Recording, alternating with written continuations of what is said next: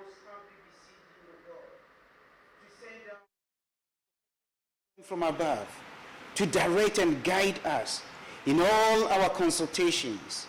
Grant that we, having thy fear always before our eyes, and laying aside all private interests, prejudices, and partial affections, the result of all our counsels may be to the glory and honor of your holy name, the maintenance of true religion and justice, the safety, honor, and happiness of the Queen, the public will, peace and tranquility of St. Lucia, and the uniting and knitting together of the heart of all persons and estate within the same in true Christian love and charity one towards one another through Jesus Christ our Lord. And so, Lord, we ask, O God, for your presence to be among us, that your wisdom will guide us, O God. Our hearts, our minds are in your hands. Let your perfect will be done through Jesus Christ our Lord. Amen.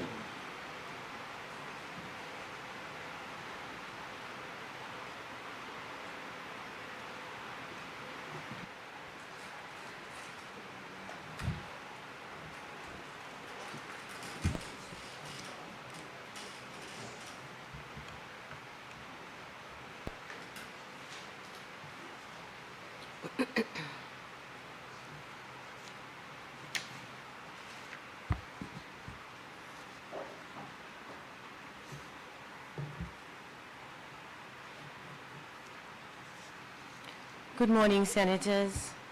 I have received correspondence from the Speaker of the House of Assembly advising that the following bills and motions were passed in the House of Assembly and forwarded to the Senate for its concurrence. Income Tax Amendment Number 2, International Business Companies Amendment Number 2, St. Lucia National Economic Fund, Caribbean Treaty on Mutual Legal Assistance in Serious Criminal Matters, Public Health Amendment, Styrofoam and Plastic Food Service Containers Prohibitions Act, St. Lucia Social Development Fund, Child Care Protection and Adoption Amendment Act, Value Added Tax Act, Resolution of Parliament to approve Draft Value Added Tax Amendment of Schedule 3 Order, Finance Administration Act, Resolution of Parliament authorizing the Minister of Finance to borrow by means of advances. Finance Administration Act, Resolution of Parliament to authorize the Minister for Finance to guarantee borrowing by the St. Lucia Air and Seaports Authority to finance the Hiwanora International Airport redevelopment project. Since the last sitting of Parliament, His Excellency has been pleased to assent to the Appropriation Bill 2019-2020. On May 7th, I paid a courtesy call to the President of the Senate and the Speaker of the House of Parliament of Jamaica, where I was warmly welcomed.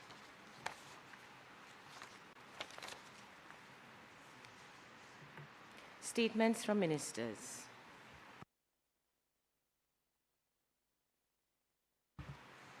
Papers to be laid. Honorable Minister for Health, Wellness, and Leader of Government Business.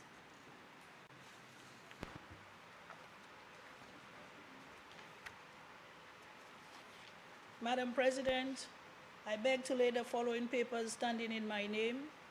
Statutory Instrument Number 34 of 2019, Aliens Licensing Exemption, Royal Crescentia St. Lucia Limited Order.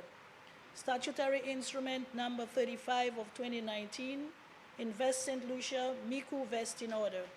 Statutory Instrument Number 36 of 2019, Price Control Amendment Number 5 Order. Statutory Instrument Number 37 of 2019, Excise Tax Amendment of Schedule 1, Number 5 Order. Statutory Instrument Number 42 of 2019, Standards, Compulsory Standards Amendment Order.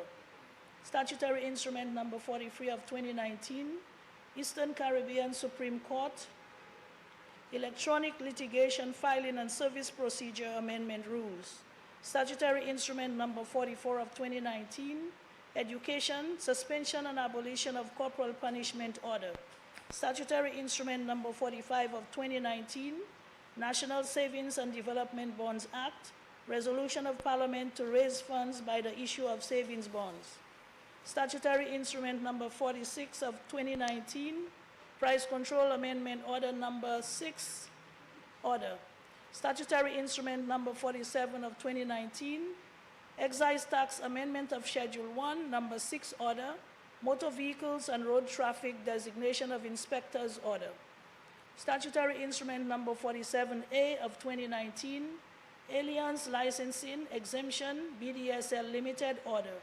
Statutory Instrument Number 48 of 2019, Citizenship by Investment Amendment Regulations. Statutory Instrument Number 55 of 2019, Fiscal Incentives Nationwide Construction Limited, Order. Statutory Instrument Number 57 of 2019, Legal Profession Eligibility, Cara Jo Jovita Kalman, Order. Statutory Instrument Number 58 of 2019, Price Control Amendment Number 7, Order. Statutory Instrument Number 59 of 2019, Excise Tax Amendment of Schedule 1, Number 7, Order. Statutory Instrument Number 60 of 2019, Maritime Areas Declaration of Continental Shelf and Exclusive Economic Zone, St. Lucia and Barbados Amendment Order. Statutory Instrument Number 61 of 2019, International Trust Forms Amendment Regulations. Statutory Instrument Number 63 of 2019, Legal Profession Eligibility, Kendrickson Hughes Kentish, Order. Statutory Instrument Number 64 of 2019, Fiscal Incentives Concrete Designs Limited, Order. Statutory Instrument Number 65 of 2019, Telecommunications Exemption, Government Island-Wide Wi-Fi Network, Order.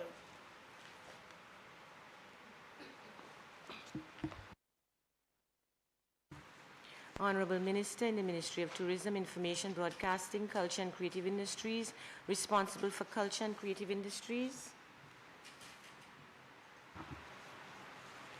Thank you, Madam President. Madam President, I beg to lay the following papers standing in my name. Statutory Instrument Number 38 of 2019, Tourism Incentives, Stonefield Limited, Order. Statutory Instrument Number 39 of 2019, Tourism Stimulus and Investment, Stonefield Limited, Number 1, Order. Statutory Instrument Number 40 of 2019, Tourism Stimulus and Investment, Stonefield Limited, Number 2, Order. Statutory Instrument Number 41 of 2019, Tourism Stimulus and Investment, Fordu Estate Limited, Order. Statutory Instrument Number 49 of 2019, Tourism Incentives, Opic Paradise, Order. Statutory Instrument Number 50 of 2019, Tourism Incentives, Tourism Stimulus, and Investment, Carib Investment Capital, Order, Limited, Order. Statutory Instrument Number 51 of 2019, Tourism Stimulus and Investment, Bay Gardens Limited, Order. Statutory Instrument Number 52 of 2019, Tourism Stimulus and Investment, Redmond Limited, Order. Statutory Instrument Number 53 of 2019, Tourism Stimulus and Investment, Kids Club Limited, Order. Statutory Instrument Number 54 of 2019, Tourism Incentives, Toril Water ATV Park Incorporated, Order. Statutory Instrument Number 56 of 2019, Tourism Incentives, Pure Vibe Entertainment Incorporated, Order. Statutory Instrument Number 62 of 2019, Tourism Incentives, Mystic Breeze, Order. Thank you. Madam Minister, just because it will be transcribed as you call it, we need to correct, it should be Carib Invest Capital, is that what you have? And not Carib Invest Capital, not, Order. not investment. And we should have Torai Waterfall and not water, is that what you have? Waterfall. Thank you. Yes.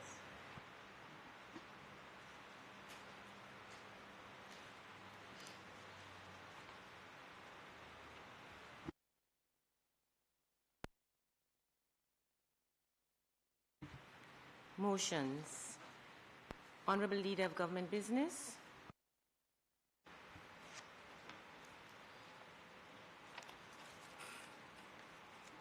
Madam President, I beg to move the following motion standing in my name.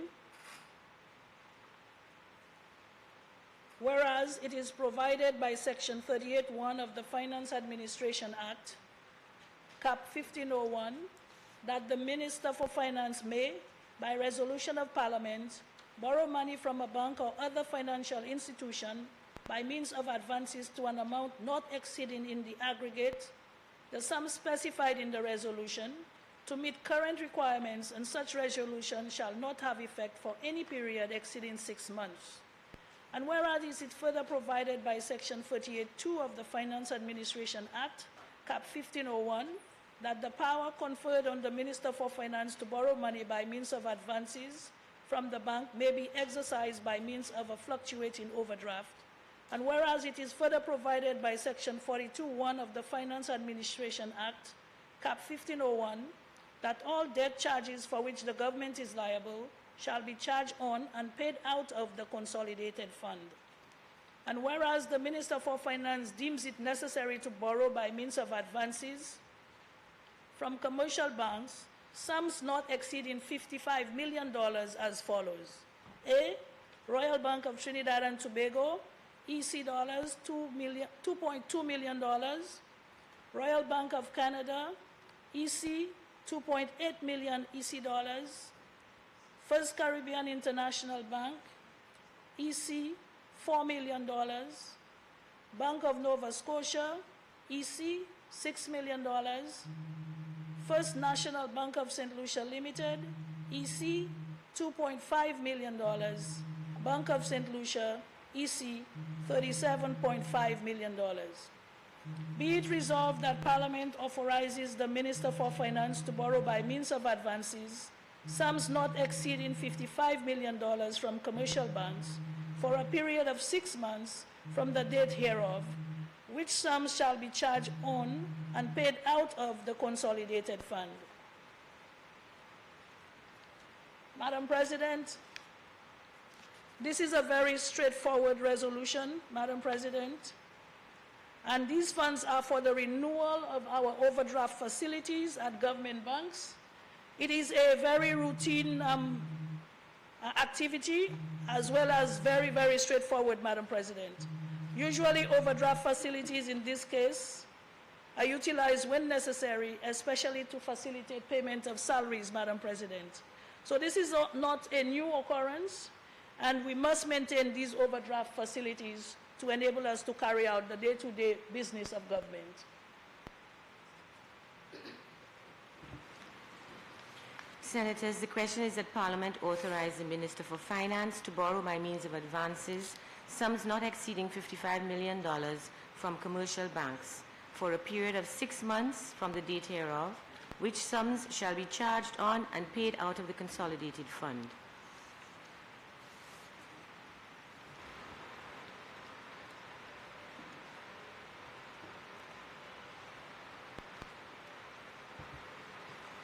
Leader of Government Business, your light is on. Do you wish to say something? I now put the question. As many as are of that opinion. Oh, Michael. Thanks, Madam President. Senator Mauricia Thomas Francis. Thank you very much, Madam President. The Leader of Government Business said, this is a straightforward, routine transaction. But I just wanted to ask, insofar as there was an opportunity to review the limits, or renew the limits if you like, I am aware that interest rates are on the decline. I just wanted to know whether there was an opportunity afforded to government to go and review the existing rates that are being charged to these overdraft facilities such that costs can be minimized. Thank you, Madam.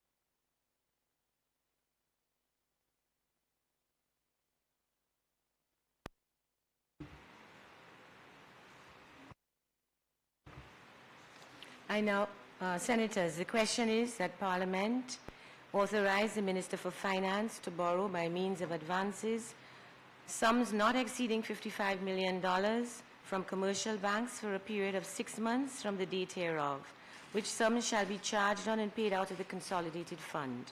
I now put the question. As many as are of that opinion say aye. As many as are of a contrary opinion say no. I think the ayes have it. The ayes have it.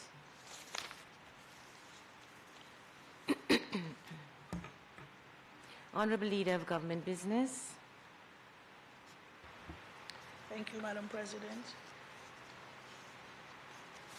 Madam President, I beg to lay the following papers standing in my name.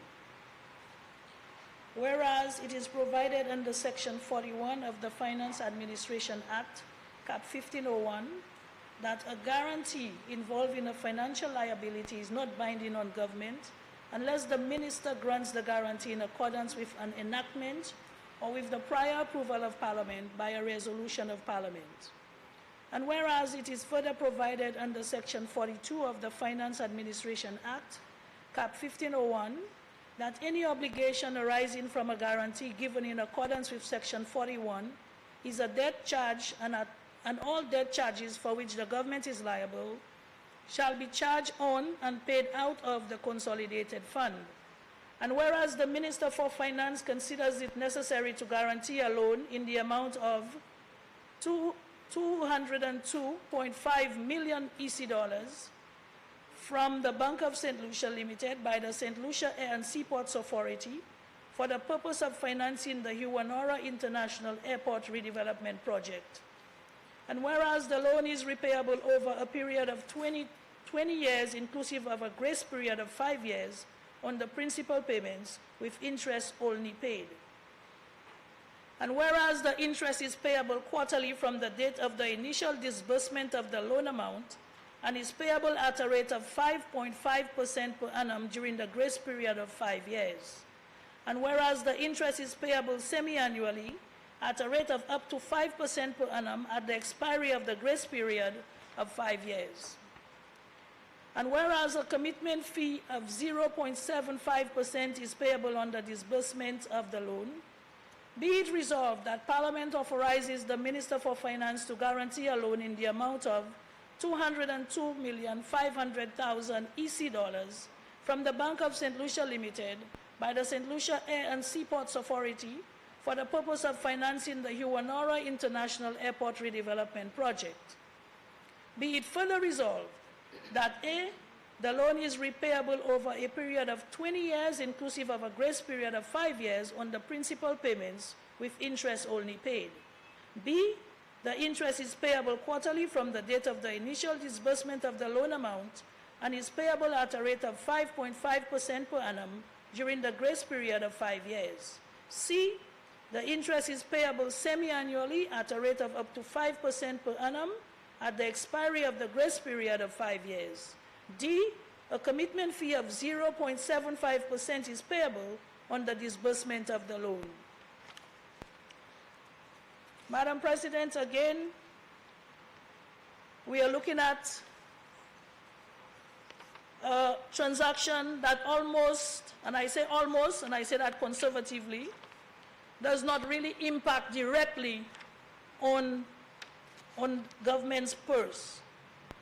This is a guarantee, a request for a guarantee, Madam President, for a loan that is going to significantly improve on the lives of not only the people of St. Lucia, but also the people that our economy attracts to come and visit our beautiful island, Madam President.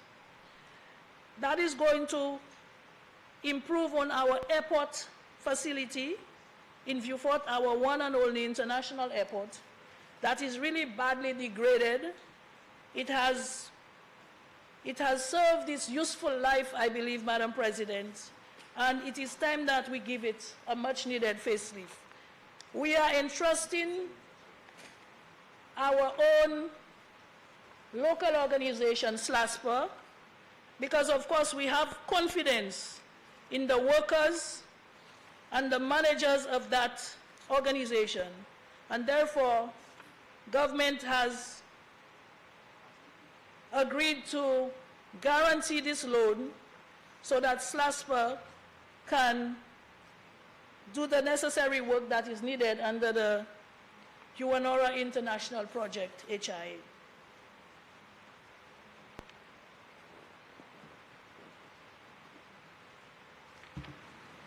Senators, the question is that Parliament authorize the Minister for Finance to guarantee a loan in the amount of $202,500,000 from the Bank of St. Lucia Limited by the St. Lucia Air and Seaports Authority for the purpose of financing the Hiwanora International Airport redevelopment project.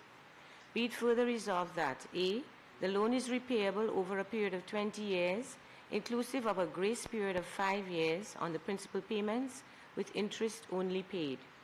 B, the interest is payable quarterly from the date of the initial disbursement of the loan amount and is payable at a rate of 5.5% per annum during the grace period of 5 years.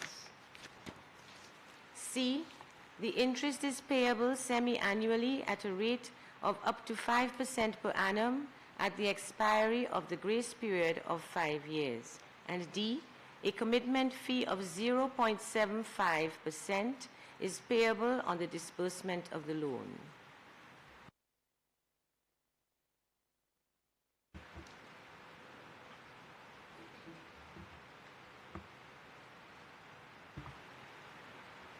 Senator Henry.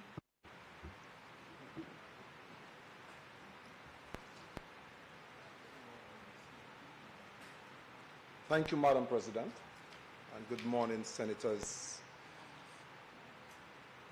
First, let me thank God for another day to be in this Parliament as I continue to contribute to this timely, significant issue that has implications for future generations. Madam President, we are here, as I would say, to borrow again, because we've done this. We've been, the UNORA International Airport has been before this House in time past for significant borrowing. And of course, during my brief contribution, I will wish to ask a few questions in terms of the total amount, which is important. Madam President, as it relates to this $202,500,000 from the Bank of St. Lucia, I want to proceed my brief contribution by asking these important questions. One, are the shareholders of Bank of St. Lucia comfortable with the idea of this massive amount of borrowing? Are they comfortable with putting that amount of money into a government project? And two, importantly, or I prefer to say two, the first two I would like to ask in terms of how do we fit at this point in time the development of the UNORA International Airport as we just suppose it by the needs of our healthcare in St. Lucia this time. And finally, why did we give up a public-private partnership for what I consider to be an FFF approach, friends, family, and foreigners approach to the hospital? And let me hasten to say, Madam President, I heard a remark being made that we need to take care of foreigners in our midst, but I just want to point out, Madam President, there are two, and I think it is the member for Castries Southeast who said we need to take care of foreigners in our midst as the Bible instructs, and I agree with him. We need to take care of foreigners. And at this time, I need to highlight the people in Venezuela who are suffering.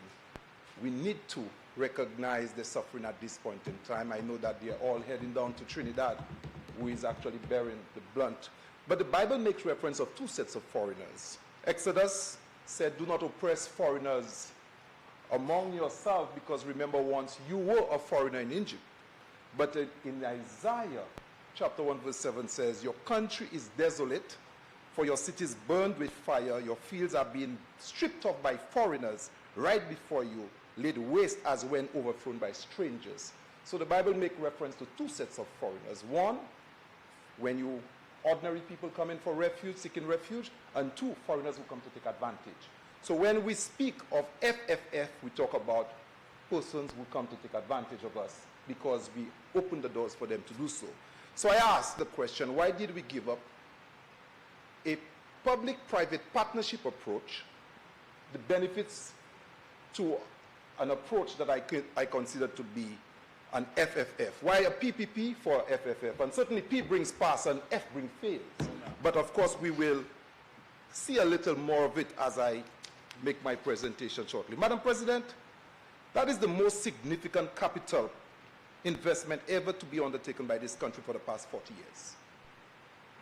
And it is for this very reason that the project has become the single most concerning and worrying project being promoted by this government. Madam President, and this country is thus being put on a course to borrow. In the first instance, nearly $500 million into one project. This project does not even stop at $500 million. It will cost the country far more than this, Madam President. And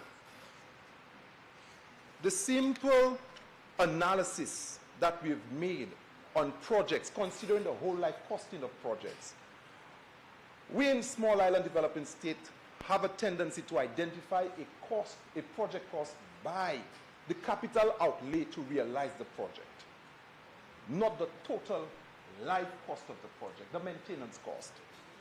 And I suspect, Madam President, just by a simple rule of thumb that is used in determining whole life costing approach, if a project is costing $500 million, over its life it would cost more than or approximately the same amount to maintain it. So I'm asking, Madam President, when we are considering that capital outlay, are we understating to the people of St. Lucia what exactly we're getting into? I heard the member for government business said, we are putting this in the hands of our well-able people at SLASPA. Of course, they are able, recognizing that SLASPA was established to operate airports and our ports. But to invest $1 billion, you need a special vehicle, a special outfit. And I'm not saying that they cannot maintain, they cannot extend, but I'm asking we need to do more than this. And I will share with you parts of a document that was prepared, this master plan, the assessment that was made by the World Bank as it relates to the PPP. Madam President, according to estimates, but first, Madam President, I want to cite the Social and Economic Review report for 2018. Our economy measures by nominal GDP is at $5.1 billion. Our public debt in 2018 stood at $3.3 billion. Therefore, Madam President, a single project like this will push our debt up in real terms by nearly 14%. This single project can lead to an increase in debt to GDP by 10%. 10% of debt to GDP is significant. Our current debt to GDP is about 64%. Madam Speaker, according to the estimates by the IMF, even our current trend of our borrowing, without including this additional borrowing, we are on train to see our debt to GDP rise to 96% by the year 2030. It would mean, Madam President, that we are en route to the Barbados or the Bajan experience. And that is purely why we are running a fiscal deficit. Madam President, this is serious, serious, serious business. Slap on 10%, and we are right on 106%. And if God forbid, Madam President, we have a natural disaster, and we need to rebuild St. Lucia. With what? How? Madam President, I've been to Dominica, and I've seen the pain and suffering of what it takes to rebuild after a natural disaster. And there are people today, their homes are still uncovered. Middle class, not the poor. Civil servants who lost their jobs, and the people have not been able to start off. While they have a mortgage paying, they do not have a home, and they do not have a job. So what happens, Madam President? This airport, Madam President, has been subject to flooding in the past. We had the terminal some time ago, Madam President, I think under a Christmas Eve trough in December 2014. And we need to consider these risks. Madam President, this is why a PPP was considered. And I want, Madam President, to give an example that we can relate to. Madam President, it is not strange that a number of countries in Latin America have decided to approach developments like this in the form of a PPP. But when we say PPP, a lot of people are asking, but what is it? And a lot have been said, but a few persons may have missed out. So, Madam President, let me use a simple analogy or an example. Assuming, Madam President, you are a farmer with 5 acres of land and you're cultivating pineapple, and you are taking to your bank your profit of $15,000 to $20,000 annually. You want to expand your farm, Madam President, because there's another 3 acres of land you want to purchase, so that you could increase your profit to $25,000 annually. But you are unable to go to the bank to get the loan because currently you need to fix the house. You have the children going to university, you want to finance the university. There are probably other issues that confront you that prevent you at this time to do it. So you go to the bank and you speak to an agricultural economist. And he comes up with a proposal, and somebody from the US, a large farmer, or somebody from Jamaica, comes to your farm and say, look here, I will take over your farm for the next 10 years. I will expand your farm by 10 acres. I will operate it. Every year I will give you $25,000 until, for the next 5 years, until I pay off the debt. So, Madam President, you enter into this private partnership, and this is not in that case, it would not be a public partner, private partnership. It would be probably a president-private partnership as President of the House.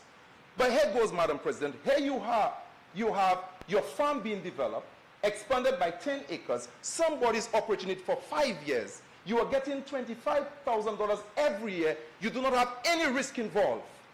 At the end of 5 years, the person transfers the farm back to you. You no longer have a 3-acre farm. You now have a 14 acres farm, whereas you did not put in any risk. This is what a PPP is all about. It is a vehicle that removes risk. It is a vehicle for project development that takes the headache from you.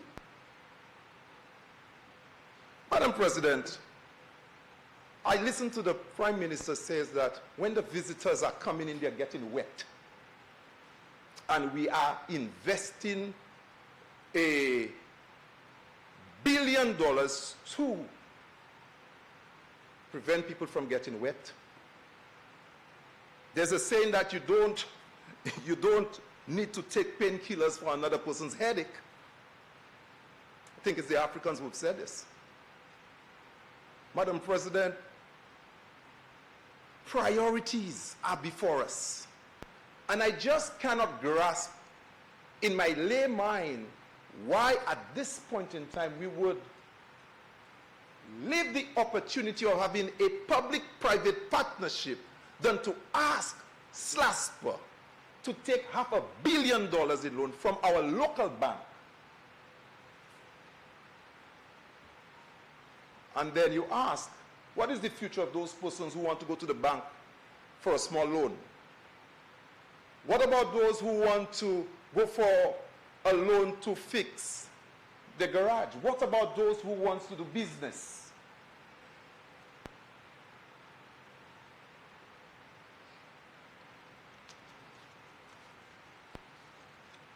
Madam President, this is significant. And of course,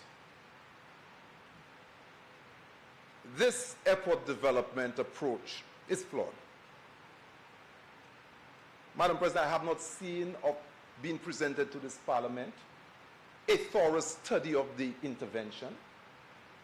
I haven't seen the analysis that justified this procurement approach of borrowing these large sums of money. This House have not been presented with the physical plans. And I'm hearing now the Prime Minister say he's going back to the World Bank. And I am not too sure, based on what was said, that the $500 million is adequate. So we came with, I think we borrowed, in fact, a certain amount was being made available from the Taiwanese. In this House was discussed. We were told so, I think 120 million thereabout, I think I can be correct. 150, but 50 was for roads. 100 was for the airport. That was said. But interestingly, the member for Castries North said in his presentation that they would be building the airport and they would be collecting taxes during that time to continue investing in the airport, because they would not be, he didn't give the impression there would be further borrowing, that through taxes they would continue to invest, not more borrowing. Hansard has it. You could pay attention and listen to the member for Castries North, the Minister for Infrastructure. He said that they will be using taxes to continue to invest, because I knew then that 100 million was not adequate.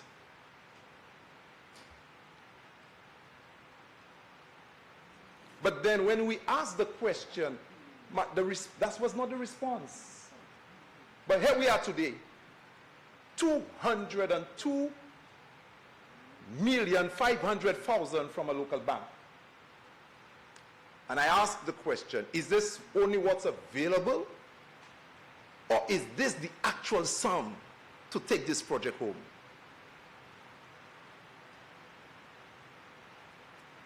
I know, Madam President, that if you're considering to undertake a project like this of that magnitude, so much that starts to hit me in terms of the risk, the cost of insurances, the maintenance. Over what period would a project like that be implemented? Who's going to be doing the actual works? What are the contractual arrangements that will be undertaken by SLASPA? What document speaks to it? Where are the expertise coming from? Where are the geotechnical engineers associated with all of the drainage problems, some of which you announced previously that the World Bank was considering? How do you juxtapose that by the spending?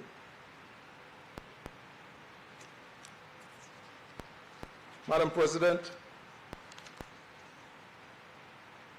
if you consider the example that I shared with you about a farm, you, taking everything in consideration, would recognize the value of a private partnership that would free you from the headaches of expanding your farm. Understanding that in 5 years' time, you would have received a farm, not 3 acres cultivating pineapple, but 13 acres. Knowing that every year you will not operate in the farm, that you will get in $25,000 in your bank account. Madam President, after the 5 years, I know you probably will be tempted to tell the operators, can you hold it for another 5 years again? Because during that time, you may have invested your time doing something else. You didn't have to concern yourself about the fact that the hurricane is coming and what measures you would put in place. All these risks would pass on to the partner. All you were concerned about is that you were receiving your $25,000. Madam President, healthcare is important. You could attend to healthcare. Your children, you could attend to your children going to university. The public-private partnership just made sense. And of course, with that, one could even sing hallelujah. You could cast your burden somewhere else. And it's cared for. But this government have decided private partnership and PPPs, no. FFF, is it? No PPPs, FFF. And not the foreigners who come here or who may want to come here for shelter. The foreigners that Isaiah spoke about, who could make your land desolate and rip it off. You understand? So, Madam President, this is where we are. And as I say this, Madam President, I think it would have been wise for this side to consider the contribution being made. In fact, we're not breaking the backs. But of course, a strong tree is one that bends without breaking. And I thought that was strong enough to recognize the contribution being made and say, look here, let us not take the country in that direction. But no, they have tried to spin it sometimes, and I feel sorry for us in this island. Had we, Madam President, a little more unity, we would have approached this differently. But this thing is being purely implemented on a partisan level, and this parliament, purely, irrespective of what is said this side, all the sense is on this side. So that I don't expect you to say anything good about my contribution. I don't expect anybody, for that matter, to do so. Not at all. No, you've never. The only time I heard this side accept contribution, maybe from the independent side, maybe from the independents, not on this side, because of course the fountain of wisdom seemed to belong on this side only. So go ahead, justify to St. Lucians to borrow $500 million to construct an airport that's already an international airport, an airport where planes are already landing, an airport, Madam President. I think it's important for me just to mention this before I close, Madam President. You know, because this airport has been there for some time, and it was expanded. It was extended during, I think, sometimes in the 70s or 80s, and it has increased. But more visitors have been coming to St. Lucia as a result of the investment made in time past, or as a result of more visitors coming. They expanded to accommodate more, and there's been a natural increase, and it is not something only as it relates to St. Lucia, but see the behavior of people. But it doesn't prevent, the current airport would not prevent more people from coming in. We only talk about how they come in. We want to prevent them from getting wet. So look at dépenser $500 million pour faire l'année payer en banque là, pour empêcher moun qui ka vini cette ici pour yo pas mouiller. Monter ça ba yo parasol. L'année payer qui ka bay moun parasol, le resort. I travel around the world, I see places where they give you an umbrella. I see places where they send a bus to pick you up on the airport, on the runway. In fact, in Puerto Rico, when it rained, they used to put you on a bus. If you do not have the monies to do so, why put people through that? What is the benefit to you that you're doing this? And this is why when we return, we will investigate this project thoroughly. We have to.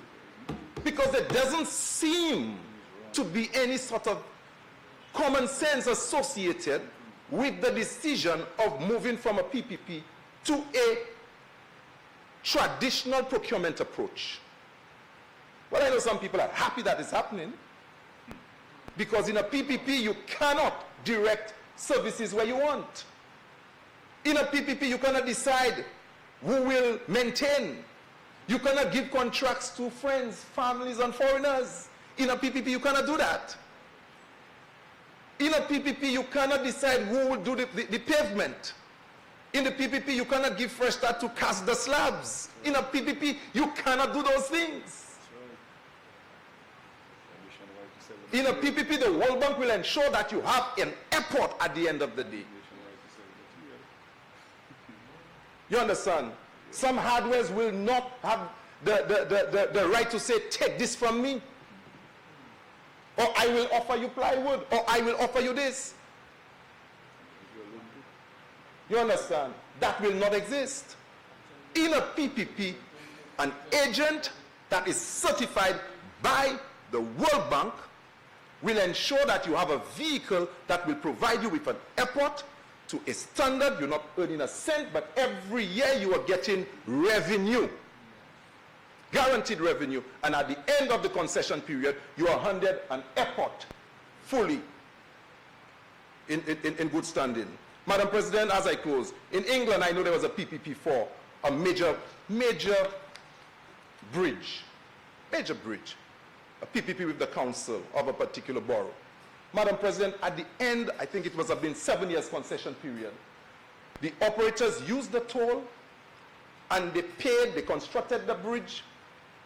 It was how many millions of pounds? And the operators run the toll and they paid for the investment, and they gave the council a lot of money. At the end of the concession period, the council said to them, hold it for another 3 years. The council asked them to hold it on. Guess what? Because the maintenance of the bridge was not on their shoulder, and they were getting revenue. PPP is the way a lot of countries are going because they do not have the means of raising the finance. You do not have it in the treasury. You go into the local bank and borrow $202 million. We have, how many banks we have in St. Lucia? Combien de banques nous ni set ici pour nous prêter l'argent pour faire des affaires, ou même gouvernement qui a prêté 200 presque l'amitié billion dollars pour faire un airport parce qu'on parle étranger mouillé?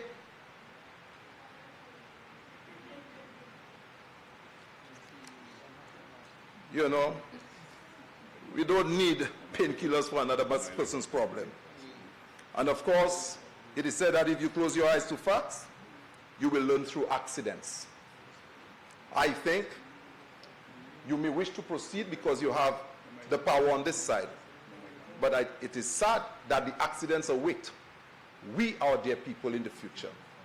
But what is comforting, the Labour Party always ready to pick up the bits and pieces and to restore this country.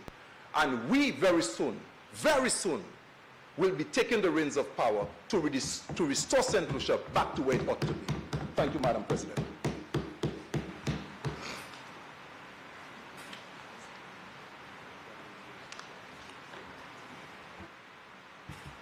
Senator Mangal. Thank you, Madam President.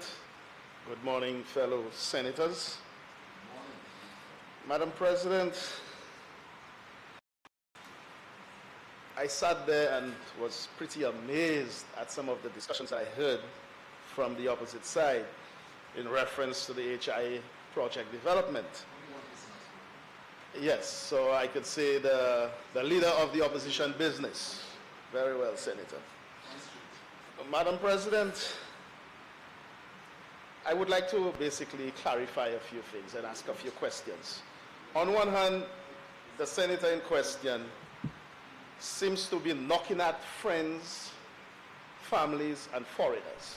And I think his party have realized lately that this knocking at foreigners is causing some difficulty or some problems for them, that they have now classified it by saying undeserving foreigners, specifically. The Urenora International Airport project, Madam President, being funded by the Taiwanese and being funded through local funding. The member on the other side is indicating that by this venture, it is friends, foreigners, and families that is expected to benefit. That is why the government is taking this approach. But Madam President, I ask the question, with the PPP arrangement under the Labour Party administration, who would undertake the construction of the Hiranora International Airport? Who was proposed to undertake the construction of the Hiranora International Airport? Wasn't it being done entirely by a foreign company? Isn't it a foreigner that would undertake the construction work? So when you are saying that this government on this side is going to undertake the Hiranora International Airport to benefit friends, family, and foreigners, you need to look at what your own government was proposing, to give the construction of this very airport to a foreign company.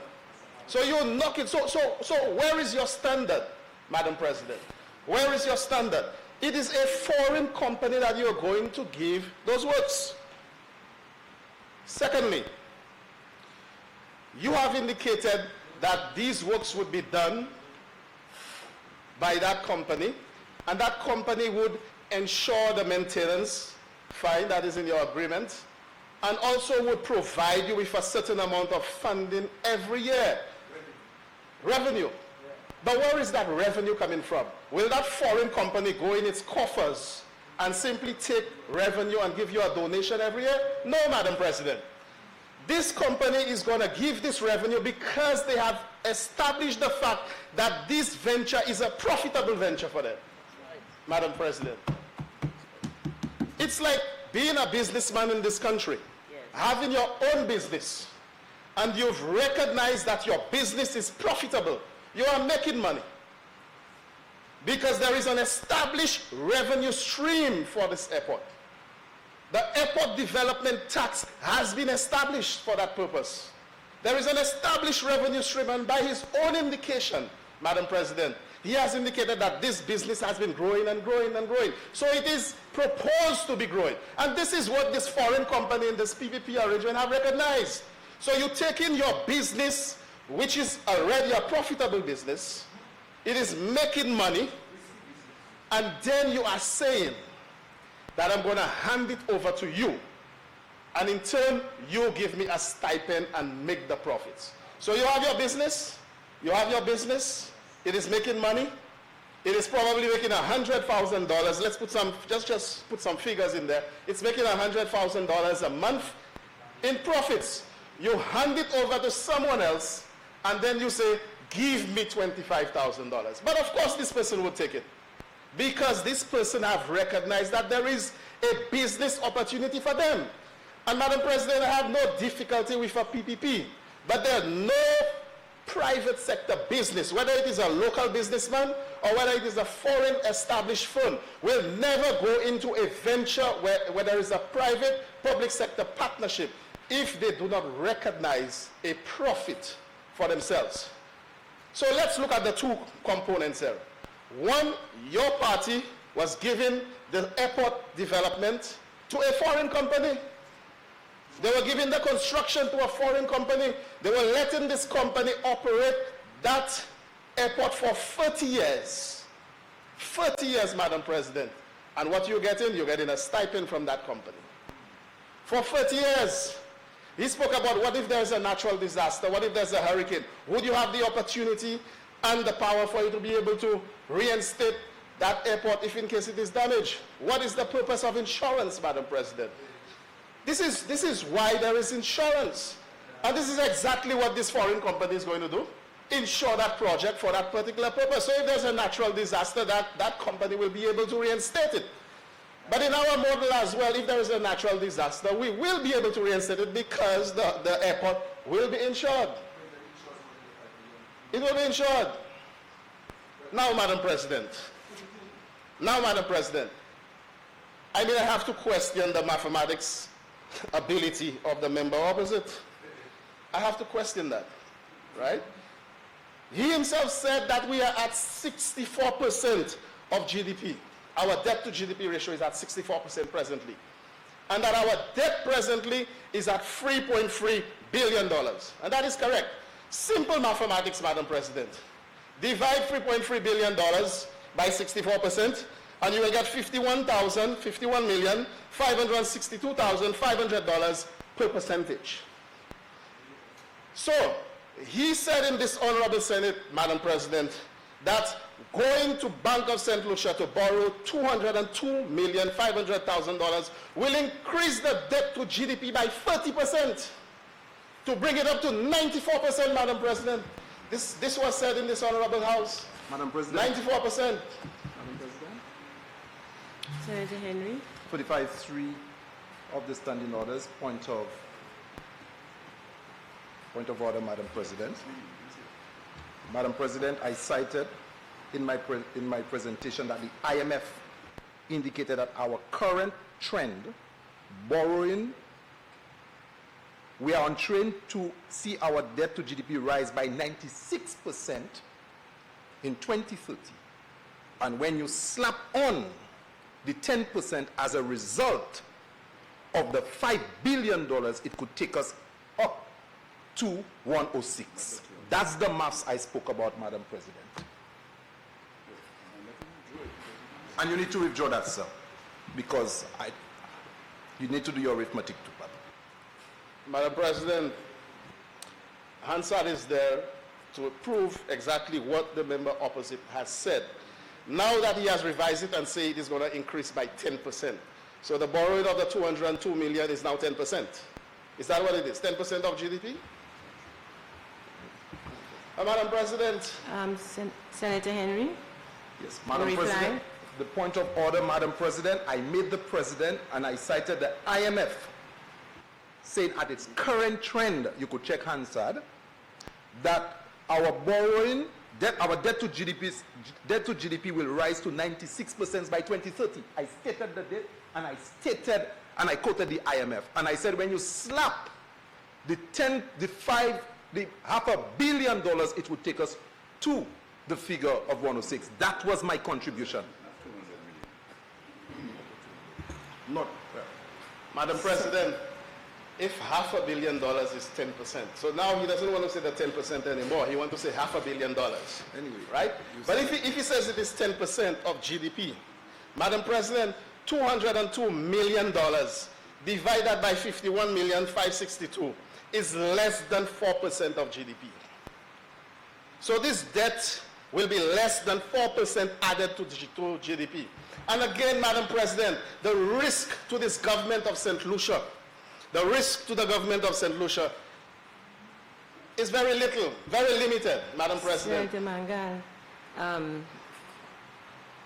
are you going to withdraw or not? Madam President, I would like us to refer to Hansard on this matter because to be able to verify, because I'm certain that the gentleman said that the debt to GDP will increase by 30%. Okay, so Senator Henry, while you were speaking, I made notes, and not that I was clear on your math, but you did speak about 64% debt to GDP, then you did speak about in the year 2030, 96% going up to 106%. You did talk about the loan adding up by 10%. And the question I'm asking is, what the senator said incorrect? Is he misrepresenting what you're saying? Or that you're simply saying that you spoke about the 96% in 2030? Because he's talking about several aspects of the debt to GDP. You only keep referring to one point, which was the 96% in 2030. So is he completely incorrect? Madam President, he accused my maths. He said that my mathematics was incorrect. So I state what I said based on the math that I applied. But you keep referring to only one section of that mathematics. Madam President, and he's saying that he's quoting several aspects of it. So I don't want to ask him to withdraw if you are only addressing one part of the mathematics. Madam President, you could consult Hansard because I have exactly what I said before me. And you're correct. I said we are on train to see our debt rise to 96% by 2030. And I said, Madam President, this is a serious business. You slap on 10%, we are at 106%. I don't think he's denying that aspect. I think he's talking about more than just that, and you're only addressing that one point. Do you Madam still wish him President. to withdraw, or you wish us to pull up Hansard? Beg your pardon, Madam Do you wish him to withdraw? Or Madam you President, I wish for him to withdraw because I said 96 plus 10 is 106. Thank you. We will pull up Hansard and look at it later. Proceed, Senator Mangal. Thank you very much, Madam President. So we're now hearing of 10%, and again, I will state that 10%, $202 million, does not equate to 10% of GDP. $202 million equates more to 4% of GDP. What is before us in this bill, Madam President, in this motion, is a loan of $202 million. And 10% does not equate to $202 million. But more so, Madam President, every single loan that this government puts before the table, it ensures that there is a revenue stream for that loan. So we have established and we increased the airport development tax. SLASPA.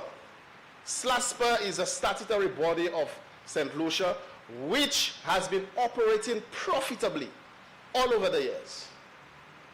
And if this loan, if this amount that we had increased back in 2006 or in our term then in government had remained, what happened? I should ask, what really happened to that $55 million thereabout?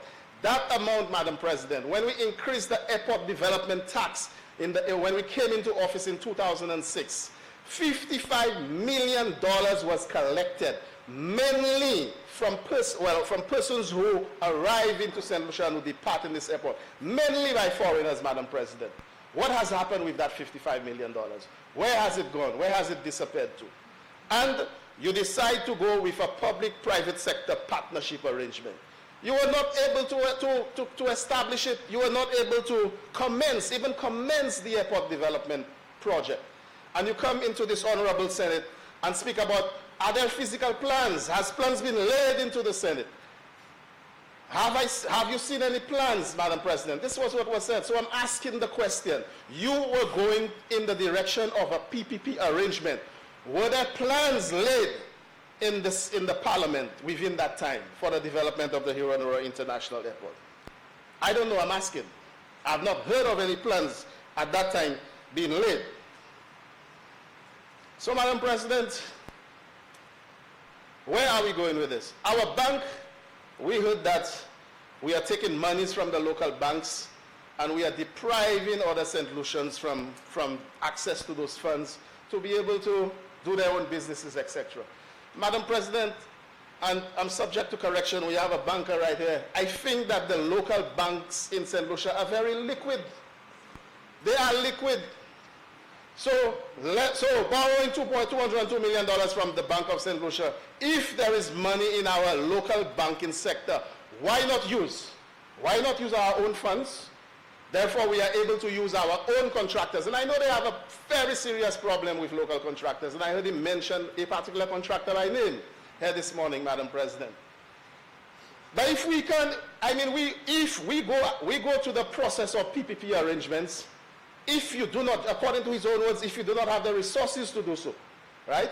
If we can get the resources from our local institutions, take control of the project itself through an established organization that has the capacity and has undertaken projects like this, and this organization is successful in that of SLASPA. And this organization could then contract our local contractors, our local professionals. What is wrong with that, Madam President? What is wrong with that? On one hand, they are knocking foreigners, but on the other hand, they are giving, their concept is to give everything they do to those foreigners. So are the foreigners that we're proposing are the undeserving ones, and the ones that you're giving it are the deserving ones? That's what I suppose it is, Madam President. But Madam President,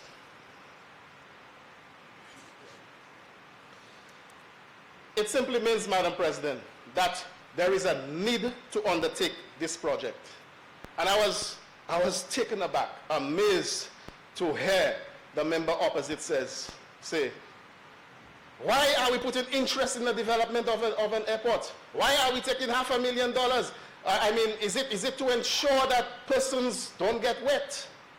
These were the words. Why don't we give them an umbrella instead and carry them across? It is being done in Puerto Rico. Madam President, we are living in the year 2019. We are a developing country. We have countries next to us. Grenada, for example, the airport is a lot better than ours. St. Vincent, there are some of those airports already have jet bridges, Madam President. They already have those, Madam President. So why should we stay lagging behind? Shouldn't we develop our standards in this country? We are catering for tourism arrivals, tourists in this country. This is our #1 bread earner, Madam President. Should we not develop our assets? Should we not develop what we require for this? And I was happy to hear him say, Madam President, that back then in the 1970s we developed the airport. He said so. And as a result of that development, we saw more traffic. More persons started to come. I think it was in the 1980s that we did an expansion on the airport as well, Madam President.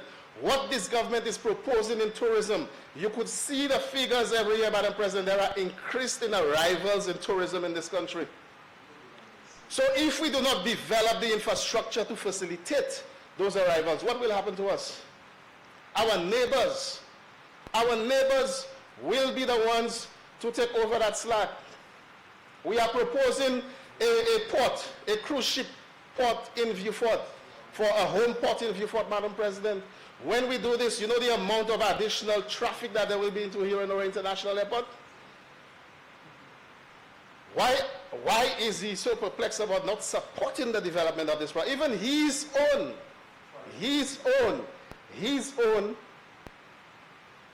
party, the St. Lucia Labour Party, saw the need. At least they were going with a PPP, but they saw the need for the development. It looked like he alone did not see the need for the development of the Hirano International Airport, Madam President. So I stand there to say, Madam President, that the $202 million being borrowed from the Bank of St. Lucia, I believe that the board of directors of that local bank would have taken all their due diligence, done all their research, protect their shareholders, because the question was asked, are the shareholders comfortable? I believe that they would have consulted and protect their shareholders. There is the opportunity, Madam President, for them to make 5.5% per annum in interest rates. You heard the senator, the independent senators indicate that interest rates are falling. But at least they now have the guarantee of a fixed interest rate over a period of 20 years. And it's going to be for our people, not for a foreign company, Madam President. The increase in arrivals in this country with the airport development tax, the additional sum, whereas under the PPP arrangement, we were going to get a fixed sum. So if we're making $100,000 now, we're going to get only 25, and the foreign company get the other 75. But with the increase in tourism arrivals, Madam President, once that arrival continue to increase, we will be the one, SLASPA will be the one to collect that extra revenue and to have the total profit and the total benefit of it, Madam President. I say here in this house, I have no difficulty with public-private sector partnership arrangements. And even in certain sectors, like in the housing sector, as chairman of the National Housing Corporation, I have undertaken to go into public-private sector partnership arrangement, be it that with local contractors who has the capacity, local developers who have the capacity. So I have no difficulty with that. But when we are able to do it ourselves, Madam President, when we are able to get the financing from our local institutions, when we are able to undertake the project in this method that the government is proposing by ourselves, let us do it by ourselves. Let us reap the benefits and the profits that otherwise we would have been paying to that foreign entity. So therefore, I support this, Madam President, and I fully support the lending of this. Thank you very much.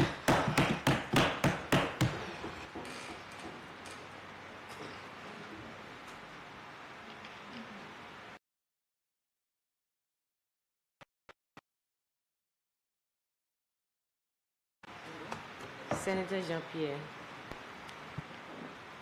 Madam President, good morning. Fellow senators, good morning. I mean, it will not be possible for me to sit here and do not make a contribution on this current subject, Hiwanura Airport redevelopment.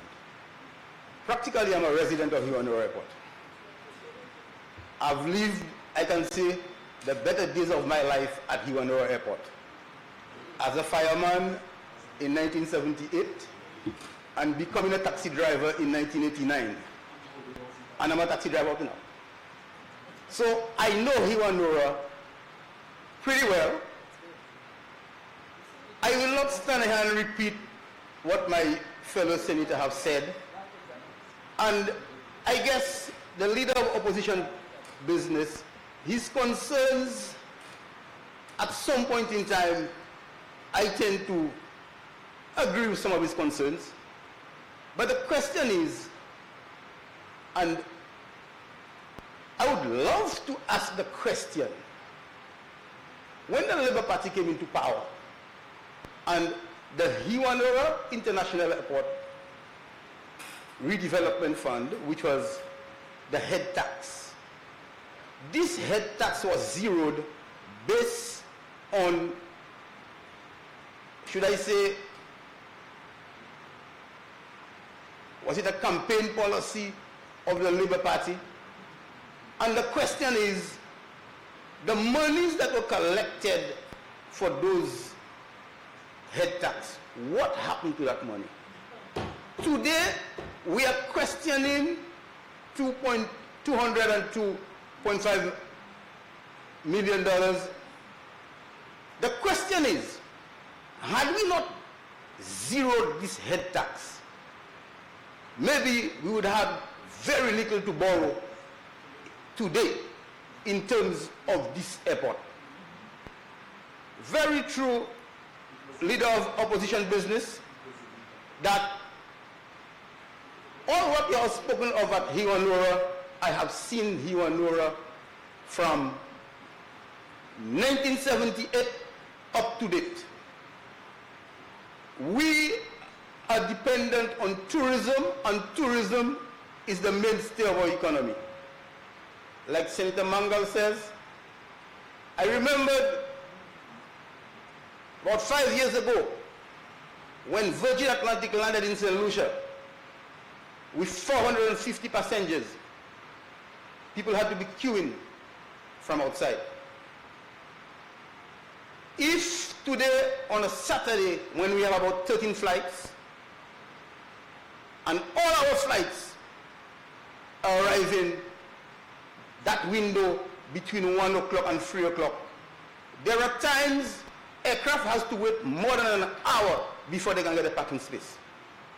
So in practical, I am not even speaking about how it is developed. The question is, it needs to be developed. And we need to expand Hiwanura. And tourism being the mainstay of our economy, if we have to depend on the tourist dollar and to grow the economy, it means that our principle and our main thing is Hiwanura Airport.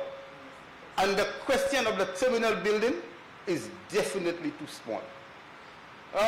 Maybe we make a lot about umbrella with rain or this or that, but it is very, very sad when you have landed anywhere in the world and you have to be sitting in an aircraft for an hour to wait for rain to pass to get to your journey. And you have another an hour and a half to travel to go to the north, to go to your hotel. So I guess we need the development. How do we get the development is his concern. I guess, yes, we all have our concerns. And my point is, I think the local bank, once they have the capability, and I think, yes, they have the proper management whereby they would do due diligence on a loan of that nature. I don't think the government is putting their hands behind their back in a handcuff.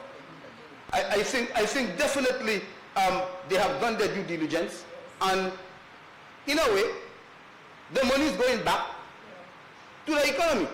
because we are borrowing from a local bank. And that I think I am happy about. Currently, we have a situation where, coming from the 80s when Hiwanoro was last developed, the tourism market, our tourism arrival has increased significantly. I also recognize the fact that he spoke about the flooding at Hiwanoro. Yes, indeed, during the Christmas Eve trough of 2013, I was at the airport and I witnessed the flooding firsthand. And I think all of these things have to be taken into consideration in terms of the redevelopment. And the question is, I do not think he's saying don't redevelop, but his question is how we do it. I have the full confidence that the way it is proposed to be done will bring benefit both to the people of St. Lucia and even the bank and its shareholders.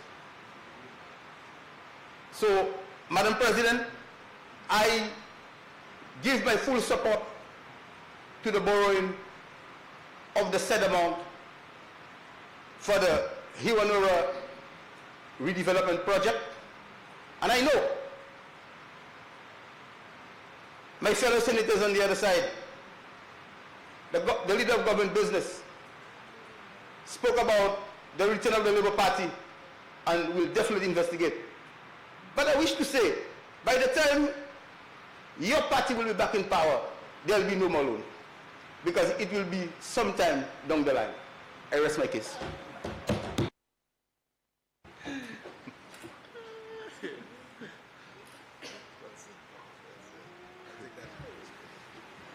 Senator Ferdinand. Thank you, Madam President. It's refreshing that I can smile, before my presentation. I think it's reflective of the spirit within which we debate in this honorable house, in the upper house, and I think it is healthy and constructive. So first, let me begin by thanking my colleague for a very interesting presentation that I think also provoked the thoughts and our discussion. Madam President, to add my voice to the motion, I want to start by taking a cue, so to speak, from some of the statements made by the leader of government business. When in discussing or in speaking on the motion, made it clear that the government had confidence in SLASPO. It is very encouraging to hear today that this government is telling us that it has confidence in SLASPO or any local organization to handle its business. And I will explain why I'm saying that. This is something I have spoken about almost every time I stand in this honorable house. And I've been very consistent with that issue because I truly believe that any government should always demonstrate full confidence in its citizens and its organizations to run its affairs unless they are incapable or unless the task to be undertaken cannot be undertaken, the capacity is not there, and therefore we can seek assistance from outside.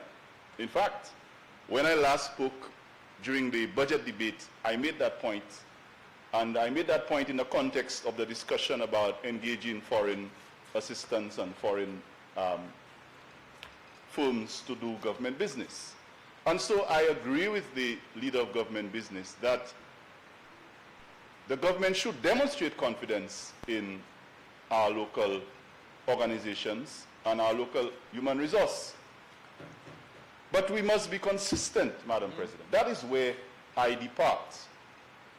There needs to be some level of consistency in that approach.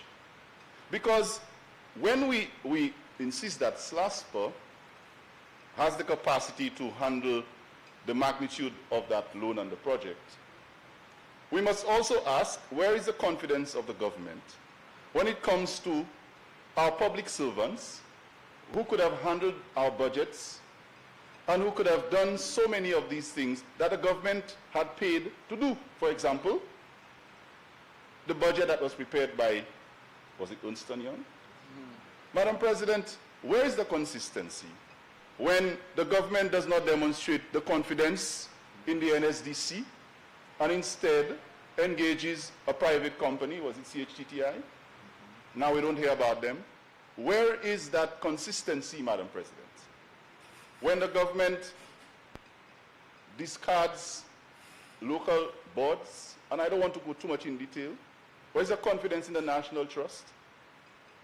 What about Kent Crafton, our world-renowned curator, Sports St. Lucia Inc.? Where's the confidence in people like him when we were engaging the Packer Company to do our sports program? Madam President, I just wanted to begin on that note, that if we speak of confidence in SLASPA, I have no difficulty with that.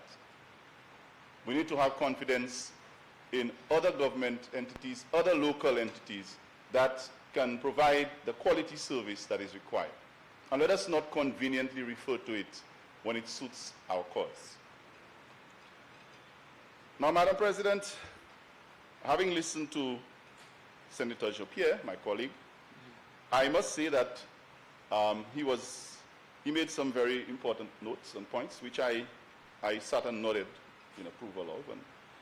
And it's not because he's on the opposite side of the House that I think I should disagree with anything he says.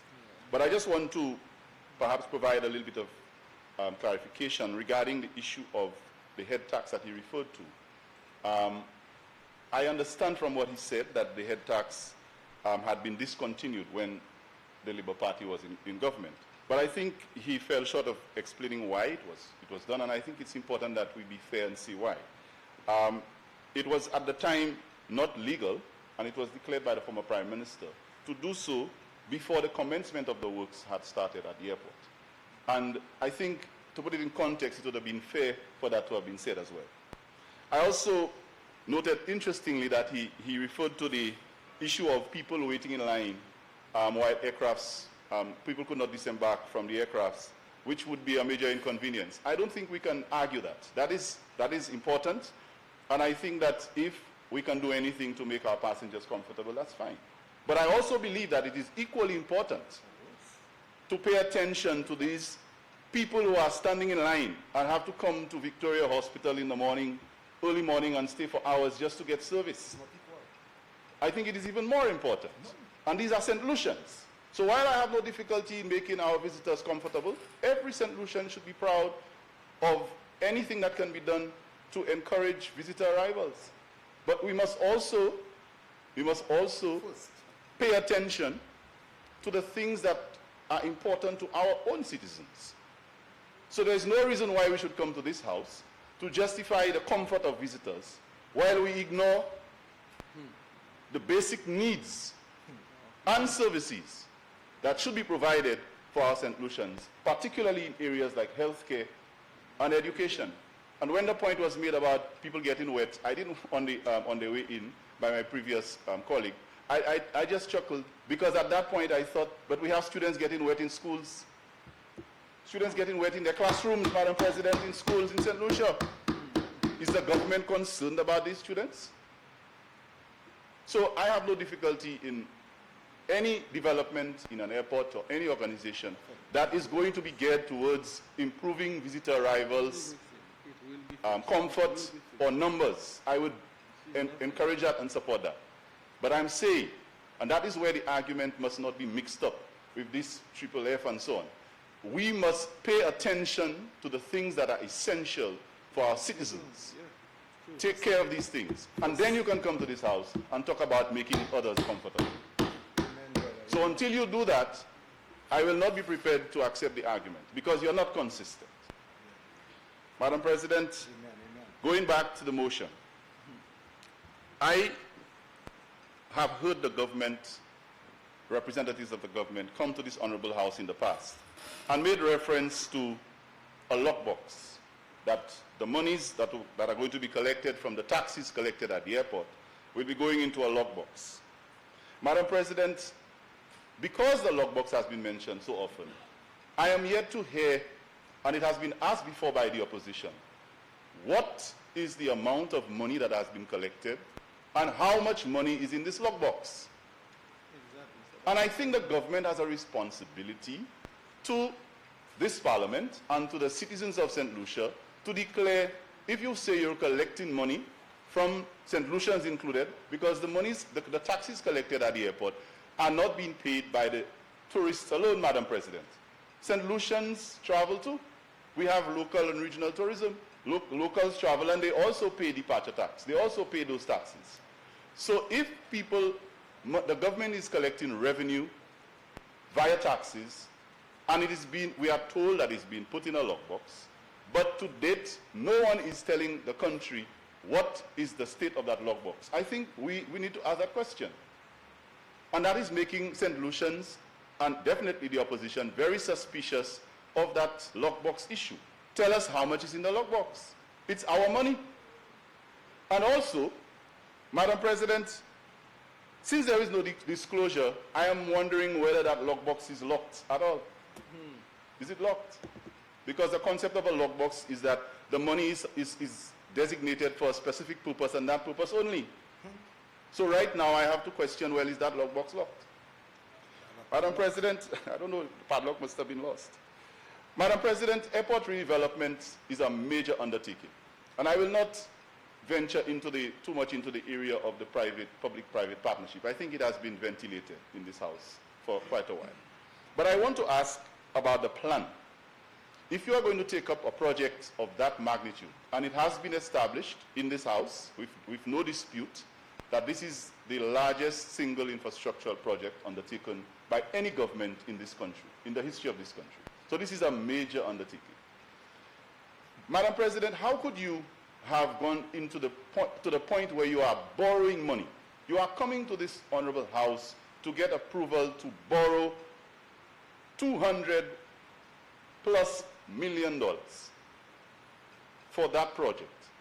And to date, we have not seen or heard of a master plan.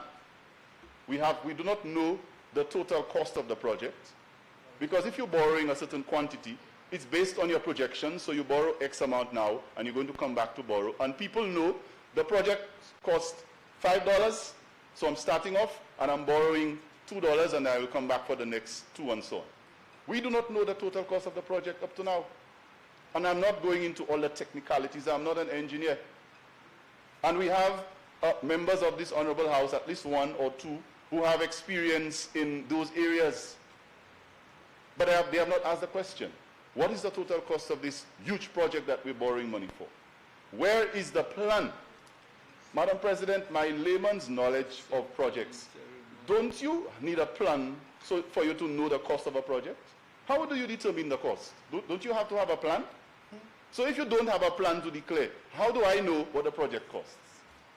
And how do I know that you need to begin with $205 million at this time, or $200 million? I do not know. This is not a petty little, a petty bit of work that you're just undertaking. This is a major infrastructural project that my children and St. Lucians will have to be paying for a very long time. So my issue is that the government needs to be a lot more forthcoming with information that is vital about this project. The plan for the project, I have not heard it being discussed. I have not seen it being brought to this House. I have not seen it ventilated anywhere. The cost of the project. It's a basic principle of undertaking projects. That has not been done. So, Madam President, I move to one other very critical area, and that is the procurement process.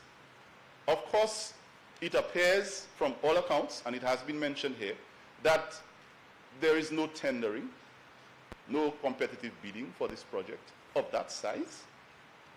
Why don't you think St. Lucians will have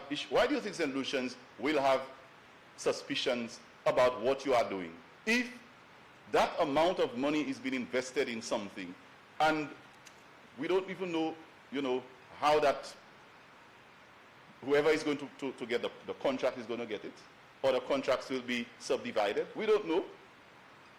And if there's no competitive bidding and it's going to be done through direct award, I mean, Madam President, that is cause for suspicion.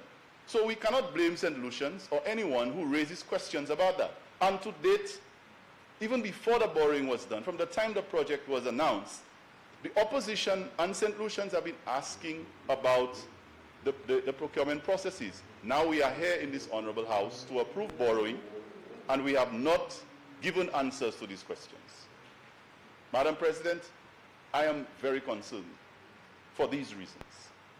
Madam President, I think that there is too much cloud surrounding this. There is too much cloudiness, just for want of a better word. And unless these clouds are blown away by this government, to clear up the questions that we are asking, we will remain very suspicious of what is going on. Now, one of our colleagues mentioned that the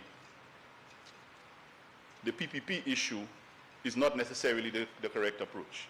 And I think it has been discussed. But, Madam President, again, we go back to inconsistency. If the government is so much for local undertaking and not think that we should lease our airports to anybody for any amount of time because the revenue should be collected by us, and this PPP thing we're talking about is not the best approach.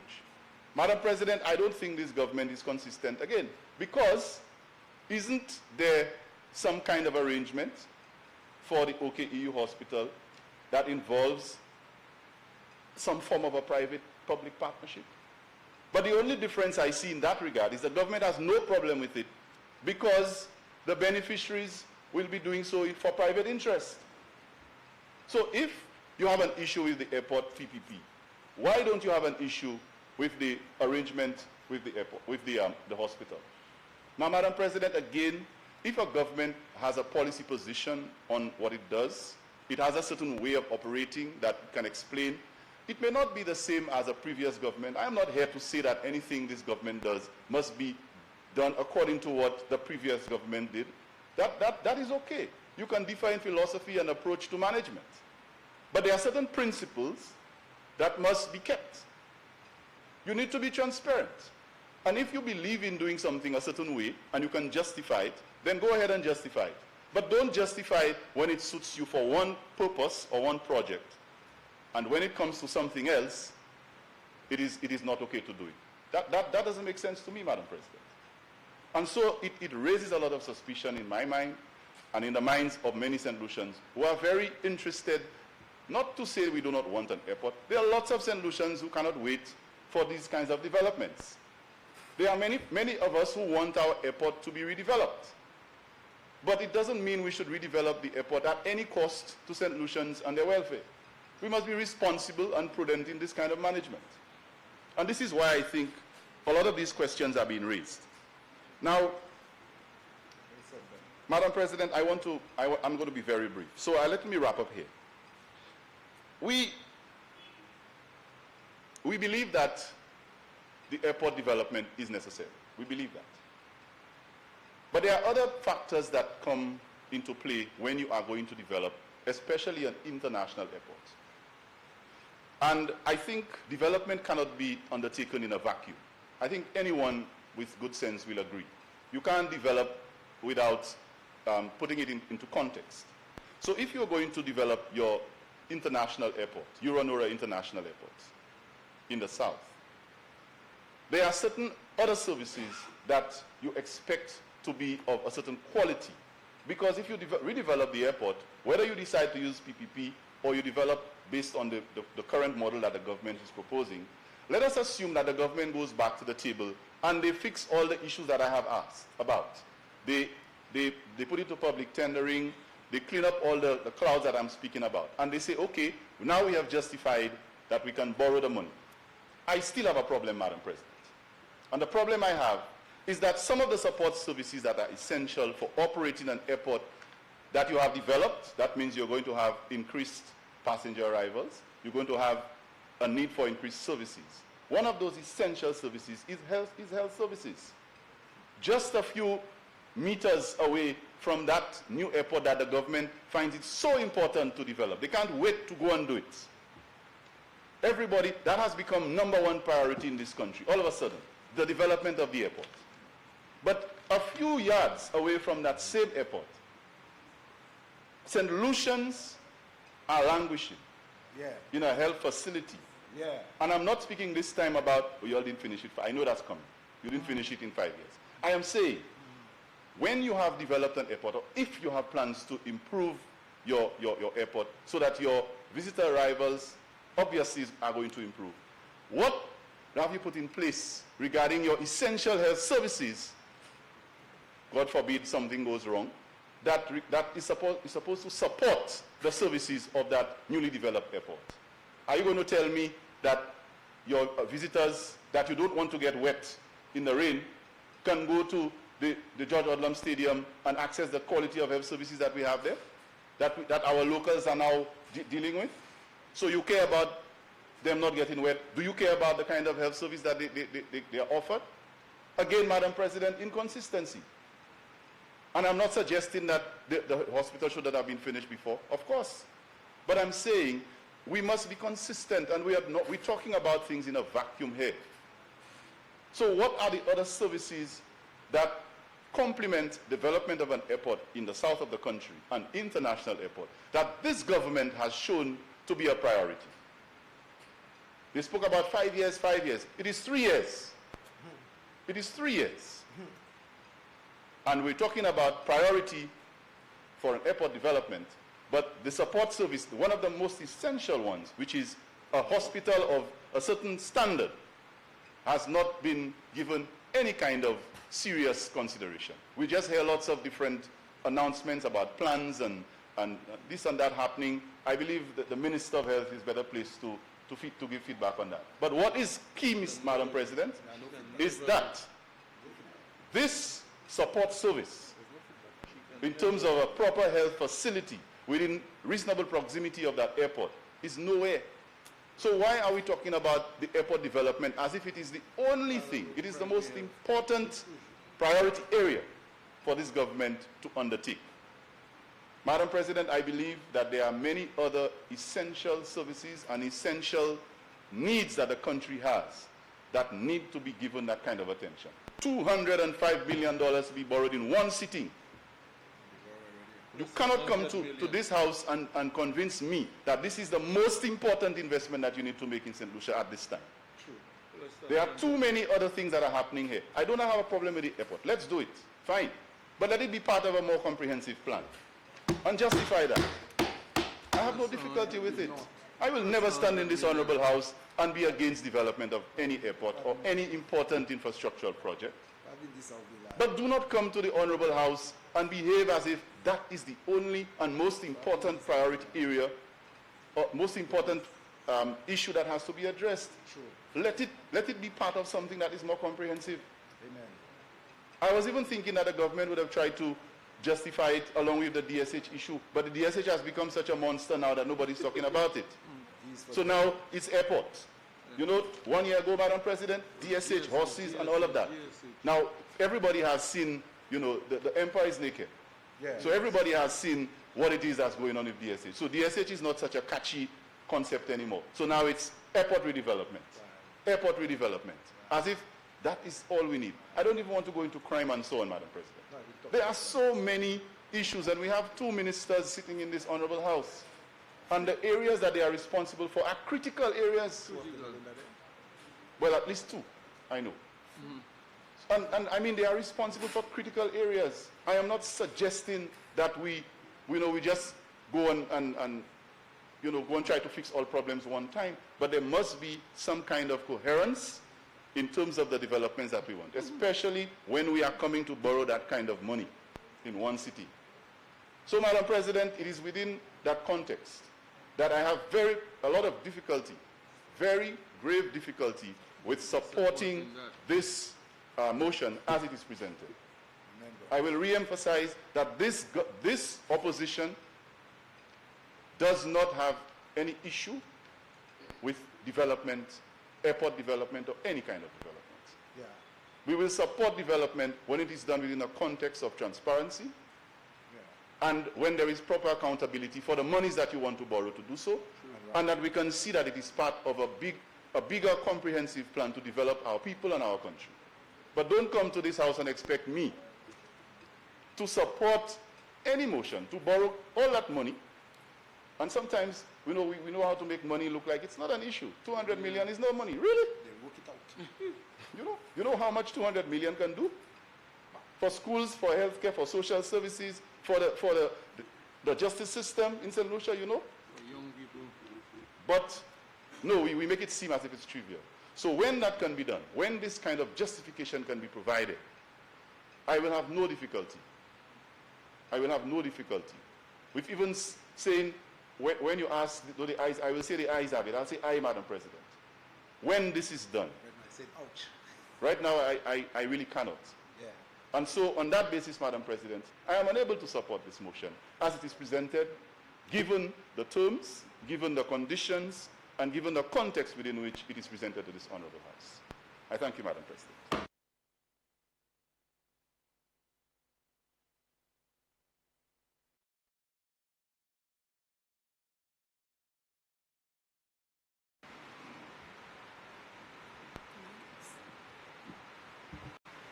Senator Thomas Francis. Thank you very much, Madam President.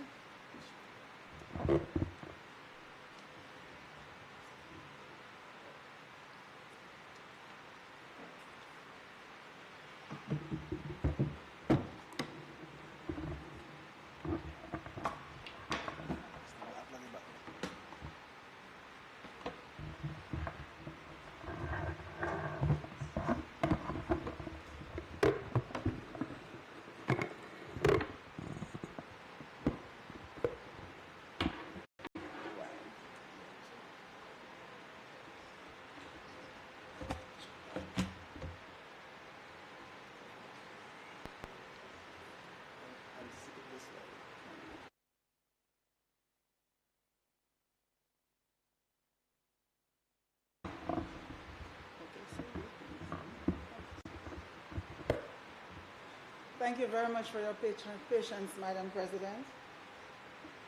Madam President, I rise to contribute to the debate on this important bill. I will try to be as brief as possible. I debated, Madam President, whether I should really contribute because, as we all know, the horse has been bolted, and whether we contribute or we debate, I think the horse has been bolted. However, it is important and critical that questions are asked and explanations are sought on behalf of the citizenry who would love to understand better the nature of the motion that we are debating today, and also the rationale behind such an investment. Madam President, as we've mentioned before, this is the single largest sovereign borrowing that we are undertaking as a country.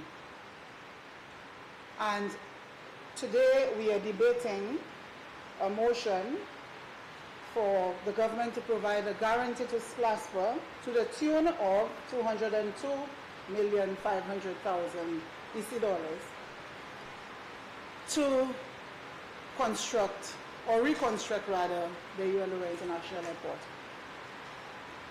We have to look at that in the context, Madam President, of a total borrowing of $472,500,000. So it's no longer 202, it's almost $500 million, Madam President. And, Madam President, the critical question, and I believe I asked that when we debated the loan or the guarantee for $100 million US, what are the other cost considerations? Because I'm thinking, Madam President, we were here a few months ago, it was December if I recall, debating $100 million US guarantee. We asked a lot of questions. Some of the questions were not answered, so today I'm going to ask those questions again, like I said, for the benefit of the citizenry. But, Madam President, for transparency and openness, it would have been a good thing, perhaps at that time, if we were being told that we were being approached to support a guarantee of 100 million with the expectation that there will be another sum that will be required to be borrowed to undertake the project. It would have been good, so at least we would not be in shock, because it came as a shock to me, Madam President, that we are here debating another motion to guarantee such a significant sum. Madam President, I believe it is still unclear as to what were the considerations in determining the size of the investment. Madam President, I'll be the first, or maybe not the first, because several people have supported the fact that we need to upgrade the airport. It is a need. I have explained my own experience and why we need to upgrade the airport to enhance the profile of the country, to ensure that we attract more visitors to the country, to ensure that we give visitors a better experience when they come here. We support that. I support that, Madam President. And more so, I support the investment in the airport, because it's going to create employment at a time when a lot of people are looking for work. People are looking for work. They need employment. They need something to happen in the country in terms of job creation, or more job creation, if you like. And, you know, I have no difficulty with that. But in terms of the size of the investment, what were the considerations? Did we have to go that huge? I mean, I saw the drawings, not the drawings, sorry. I saw the presentations that were made by SLASPA via the media. I didn't have the opportunity on the day to actually be part of the ceremony down there to see it firsthand, but I saw some of it on TV, I saw some of it on the internet, and it's beautiful. Very beautiful, very elaborate. It looks like a state-of-the-art facility, but you know, the cost is an issue, the cost, you know, to the country.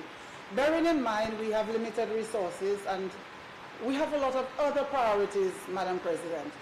And do we have the capacity after such a large borrowing to borrow more, to do some of the, to take care of some of the other priorities?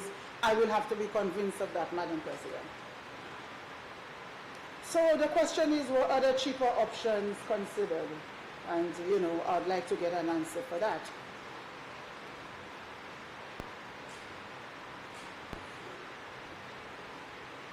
Sorry, Madam President.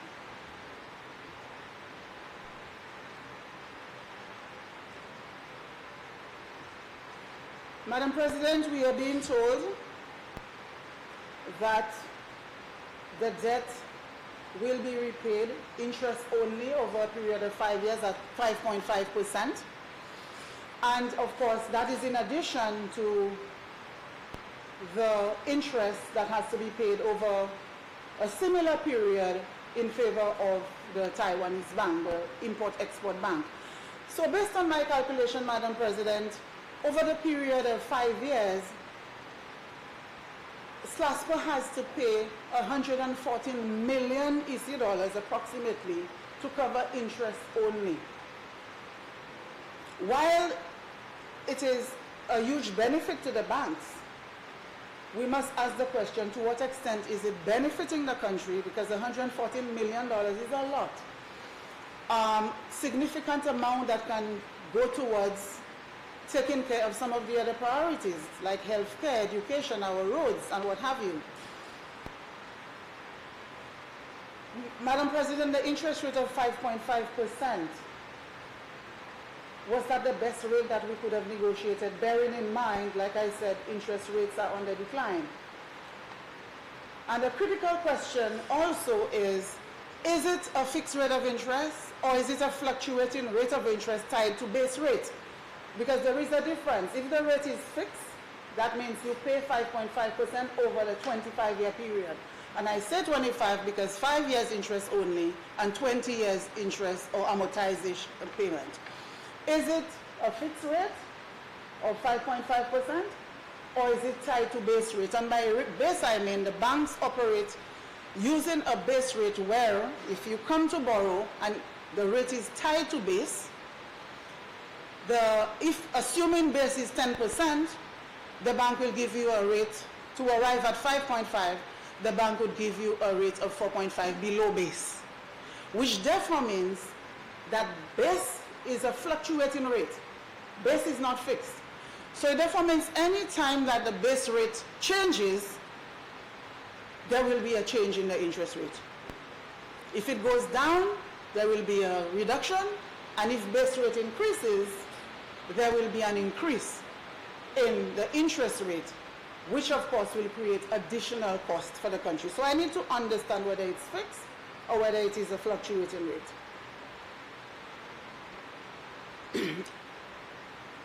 Madam President, I would also like to ask whether, given the fact that we have been told that we are already collecting revenue for servicing the loan, which is being kept in a lockbox, whether there was an opportunity for a better structure to be arrived at to save the country some money. We have also been told that the gestation period for the project is 4 years. And while the gestation period for the project is 4 years, we are paying interest over a period of 5 years. So I just want to understand whether there was an opportunity to negotiate a better structure to save the country in terms of cost.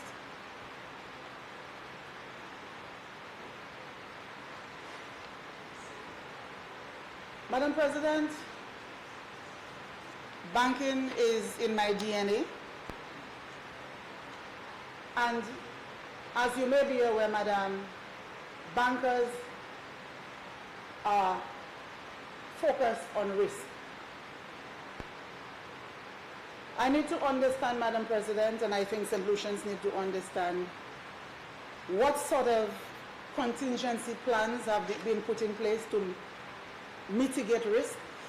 Because if we're talking about a borrowing of that magnitude, we're talking about interest payments of that magnitude.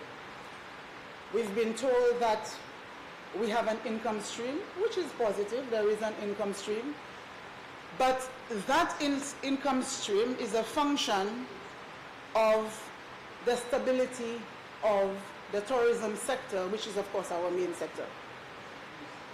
As we know, the tourism sector is volatile. Whatever happens in the external environment affects tourism. And if it affects tourism, it would have a direct impact on the revenue stream. So I need to understand what sort of contingency plans have been done in the event that we fall short on collecting the airport tax. How are we going to service the interest? How are we going to service the loan? And when we talk about risk, Madam President, risk exposure in this context for our country, we have to look at market risk. And when we look at market risk, I think in the last sitting I mentioned the fact that the Cotonou Agreement, which relates to trading for us with Europe, or EU if you like, is up for renewal in 2020, and we have no clue as to what a renewed Cotonou Agreement will look like. So there might be some market risk there for us. The creature called Brexit and the uncertainty of the outcome and implications for trade in EU as a result of Brexit, and not just EU, UK, because we don't know what the outcome will be, that might have implications for us, for trade and otherwise. How are we going to mitigate that kind of risk? Environmental risk, the impact of climate change, and the creature called hurricanes, and fierce hurricanes at that, we've been seeing them in recent times. If we are hit by a hurricane and the country is shut for a month because the airport is damaged, or 2 months because the airport is damaged, and we are not collecting fees, how are we going to mitigate that risk, Madam President? Commodity risk, we've experienced that in the past. The fluctuation on the price of oil in the global market, that has implications for us. It has implications for the price of airline tickets. It has implications for routes, travel routes, and what have you. If there is an issue, how do we mitigate? So I am assuming Madam President, that the leader of government business will provide some of those answers. 'Cause some of these issues I raised when we debated the $100 million borrowing, and I did not get answers. St. Lucians did not get answers. People met me and said, well, hey, I was waiting to hear those answers because those were good questions. However, the answers were not forthcoming, and I am hoping that today we will get some answers such that St. Lucians can be enlightened. Because it's fair for them to know, Madam President. It is fair for them to know the answers to those critical questions. Madam President, we are being told that, or we have been told, that the loan will represent a syndication. So that while the motion speaks to Bank of St. Lucia, a loan from Bank of St. Lucia to the tune of $202,500,000, I gather that the loan is going to be via syndication. The banks are very liquid, Madam President, and it is important that they get investment opportunities, and I'm heartened that the local banks are getting an opportunity to support government and to invest in that venture as opposed to allowing outside banks to do it all. Banks are employers. They employ lots of St. Lucians. They pay taxes in this country. They want to create shareholder value. They want to be sustainable. They want to be profitable. So it is good that that partnership is being established. And I am very heartened that the Bank of St. Lucia has decided to syndicate to share the risk as it relates to that huge debt. Because syndication is about sharing risk. One bank is not taking the full risk of lending SLASFA, the $202,500,000, but sharing among several banks. And just to explain for persons better understanding, there are two different approaches. There's the consortium approach, and the consortium approach is still loan sharing, but it deals with the in-country, borrowing in-country. So if a consortium of local banks were doing the funding, then we would call it a consortium. But the syndication deals with involving cross-border entities. So it tells me that the fact that I heard the word syndication means that it's not only local banks that will be participating in this transaction, but banks, cross-border banks will be involved in that transaction as well. So it is good because we are sharing the risk, like I said.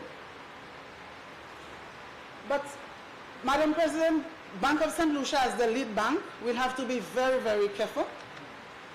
We'll have to be extremely prudent in setting up the loan sharing agreement, because the loan sharing agreement has to be very, very precise. It has to have absolutely no ambiguity, so everybody participating in the transaction knows clearly what it is they're getting involved in and what is the risk associated with it, and they have to make sure that the security that is being shared is captured under a security sharing agreement that is watertight, Madam President. And mentioning security sharing agreement, Madam President, while we were told that it's a syndication, the guarantee is being requested in favor of Bank of St. Lucia alone. Madam President, in your capacity as a lawyer, you probably know better than me in terms of whether, this is the right approach, because one would have thought that at least the names of the syndication would have been included in there such that the security would capture them. But I guess in the absence of that, the security sharing agreement that I spoke about, if it is done correctly, it should capture them and they should be able to benefit from that guarantee in the event of default.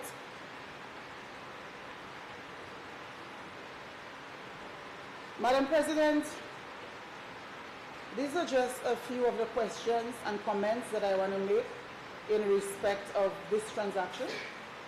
I am looking forward to hearing the responses. I'm looking forward to ensuring that I have answers to give. But before I do so, Madam President, I just want to mention a little bit about SLASFA. SLASFA is an entity or quasi-entity that we've always had great confidence in.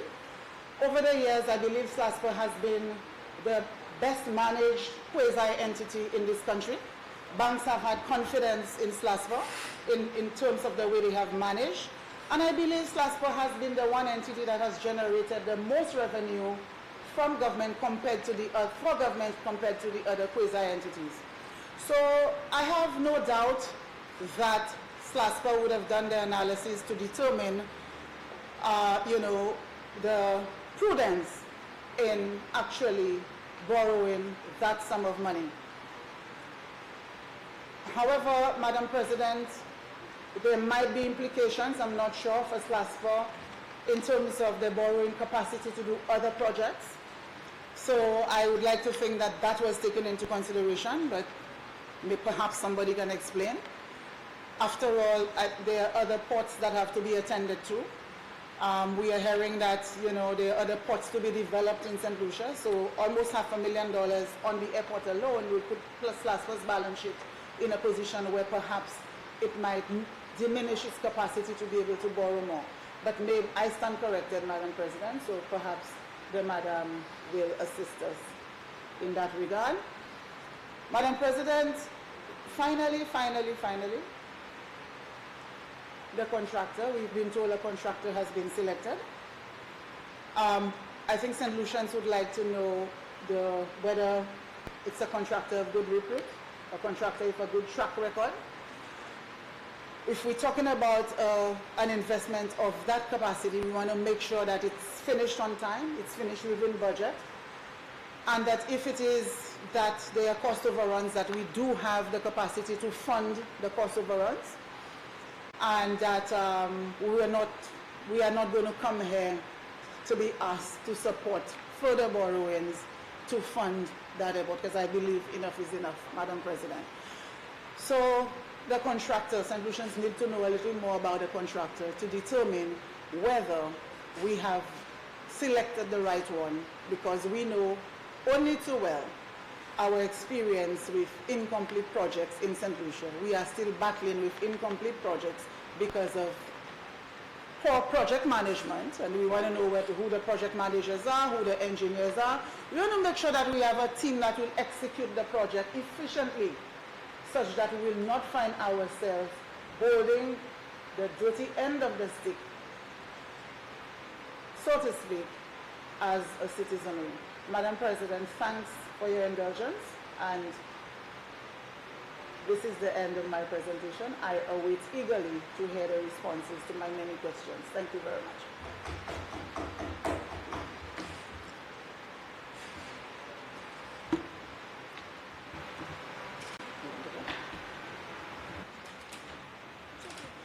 If you want to strategically. Oh, you didn't call me. It's really what you didn't call me.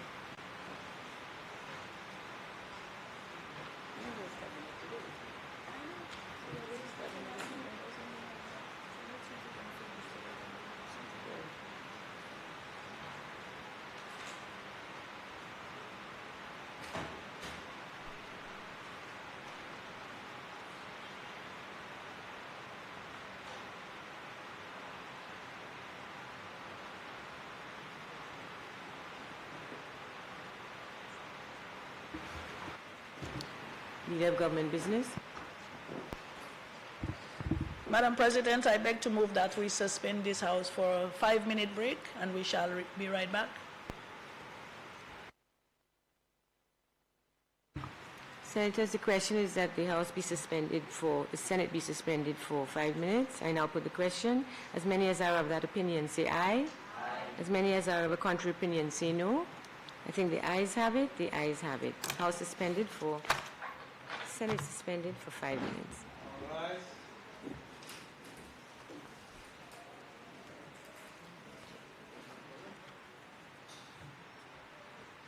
The Senate has been suspended for 5 minutes.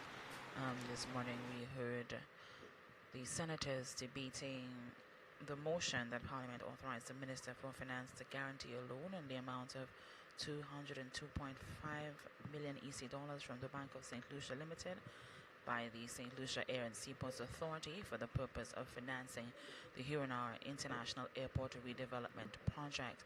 We heard from Senators Timothy Mangal, Senator Jean-Pierre, Senator Gibeon Ferdinand, and Independent Senator Mauricia Thomas Francis.